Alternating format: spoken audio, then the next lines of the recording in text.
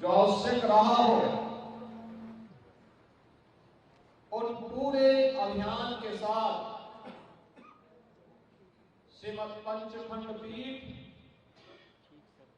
सदैव अग्रणी भूमिका के साथ बढ़ चढ़ करके भाग ली है।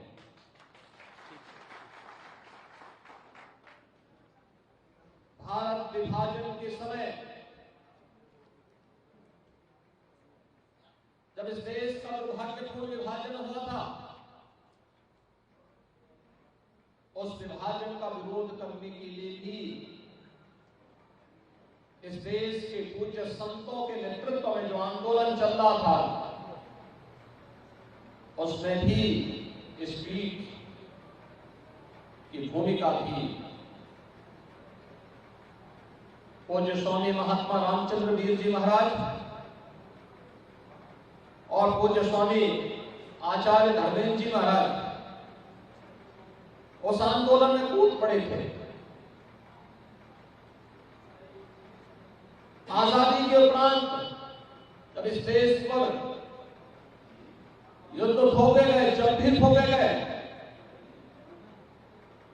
देश के हित में कौन सा एक नागरिक के रूप में हमारा क्या दायित्व होना चाहिए,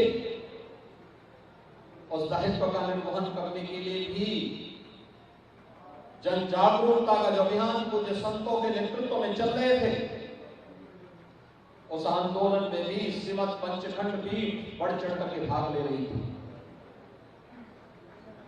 1966 का गोरक्षा आंदोलन कौन नहीं जानता है। उस आंदोलन में बढ़ चढ़ करके भाग लेने वाली यही परंपरा है। और तब गौशाला के नाम पर एक कृति भी स्वामी आचार्य धर्मेंद्र जी महाराज ने दी थी। गौशाला आज भी हम सबको न केवल साहित्यिक दृष्टि से बल्कि भारत की सनातन धर्म की गोरक्षा की परंपरा के साथ हम सबको जोड़ती है। श्री राम जन्मभूमि आंदोलन 1949 से यह आंदोलन प्रारंभ होता है। 1983 में श्री राम जन्मभूमि मुक्ति यज्ञ समिति का गठन होने के साथ यह आंदोलन आगे बढ़ता है। पूरे देश के अंदर इस आंदोलन को विश्व हिंदू परिषद के नेतृत्व में पूज्य संतों ने जो धार की थी, बहुत सारे लोग बोलते थे परिणाम कुछ नहीं आने वाला है, लेकिन हम तो भगवान श्री कृष्ण के कर्मण्य वाधिका रस्ते मां फलेषु कदाचन इस भाव में विश्वास करते हैं, इस उपदेश पर विश्वास करते हैं। फल की चिंता नहीं, कर्म पर विश्वास करते हैं, निष्काम कर्म पर विश्वास करते हैं। और पूज्य संतों ने अपने आंदोलन के माध्यम से साबित किया, तो परिणाम तो आना ही आना था। आज अयोध्या में श्री राम जन्मभूमि के भव्य मंदिर निर्माण का कार्य भी प्रारंभ हो चुका है। हम सब जानते हैं प्रधानमंत्री जी ने अयोध्या में श्री राम जन्मभूमि मंदिर निर्माण के कार्यक्रम को आगे बढ़ाया। अब तक 50% से अधिक कार्य श्री राम जन्मभूमि मंदिर निर्माण का आगे बढ़ चुका है। और उस अवसर पर भी आचार्य जी महाराज अयोध्या धाम पधारे थे। कितनी खुशी थी उनके मन में, वे इस आंदोलन में तपे थे, उस आंदोलन में आगे बढ़े थे।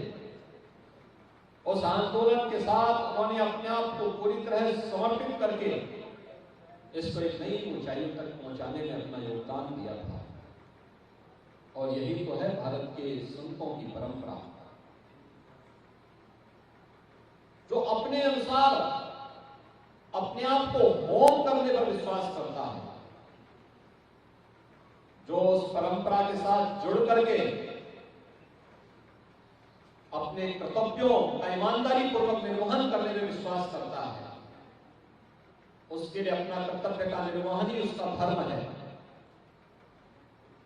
सब विषम परिस्थितियों में अपने पद से विचलित हुए बगैर सनातन हिंदू धर्म के लिए और इस विराट हिंदू समाज की रक्षा के लिए उन्होंने बढ़ चढ़ करके भाग लिया, कार्य किया, किसी की परवाह नहीं की, बेबाक तरीके से अपनी बात को, तर्कसंगत तरीके से अपनी बात को वे रखते थे। और इसी का परिणाम है कि विराट हिंदू समाज बड़े सम्मान के साथ, बड़े श्रद्धा के साथ उनके प्रति आदर भाव व्यक्त करता था। आज पूज्य आचार्य जी हमारे बीच में नहीं है, भौतिक रूप से हमारे बीच में नहीं है, लेकिन सनातन हिंदू धर्म के लिए उनके दिए गए योगदान उन्हें सदैव सूक्ष्म रूप से उनके उपदेशों के माध्यम से, उनके संभाषणों के माध्यम से उन्हें हमारे बीच में सदैव जीवंत बनाए रखेंगे। वे आंदोलन, जिन आंदोलनों के साथ जुड़कर के उन्होंने, चाहे वो हिंदी का आंदोलन रहा हो, गो रक्षा का आंदोलन रहा हो, श्री राम जन्मभूमि मुक्ति यज्ञ का आंदोलन रहा हो, या राम सेतु की सुरक्षा का आंदोलन, कोई ऐसा सनातन हिंदू धर्म से जुड़े हुए मानबिंदु नहीं थे जिनके लिए उन्होंने अपना योगदान न किया हो। और गोरखपीठ से तो उनका संबंध 3 पीढ़ियों से था। लगातार जब भी गोरखपीठ से एक निमंत्रण मिलता था, आचार्य जी वहां पहुंचकर उस कार्यक्रम में भाग लेते थे, आते थे। कहीं भी आह्वान कर दिया, वे कार्यक्रम के साथ जुड़ करके एक अपनत्व का भाव उनके मन में सदैव झलकता था।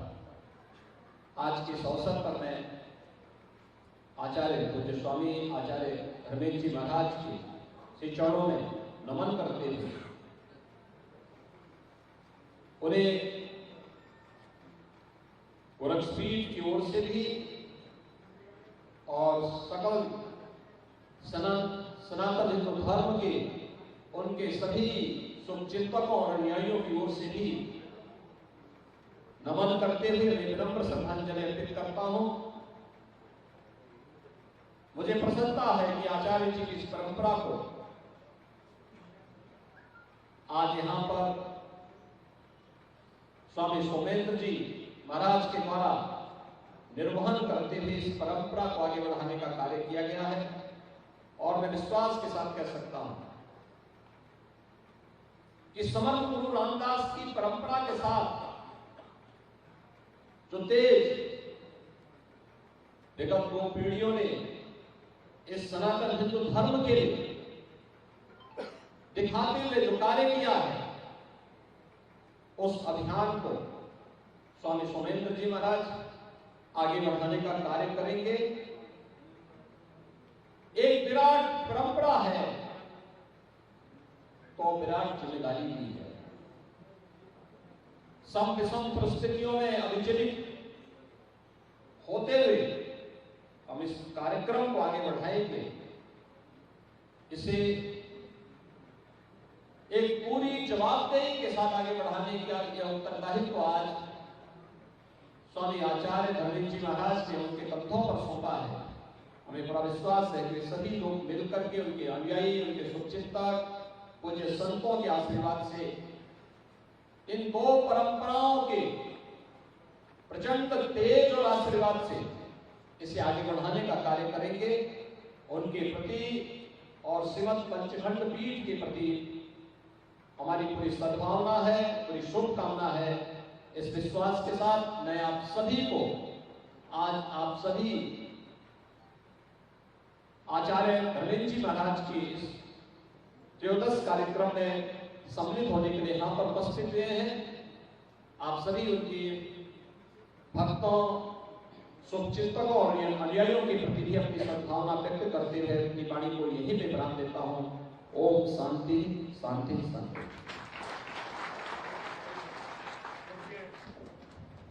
महाराज श्री का आशीर्वाद और मैं सभी हमारे मंचस्थ संतोष के चरणों में आग्रह करूंगा कि पट्टाभिषेक पूज्य स्वामी विवेकानंद जी महाराज निर्वाण पीठाधीश्वर आप महाराज श्री के चरणों में मैं आग्रह करूंगा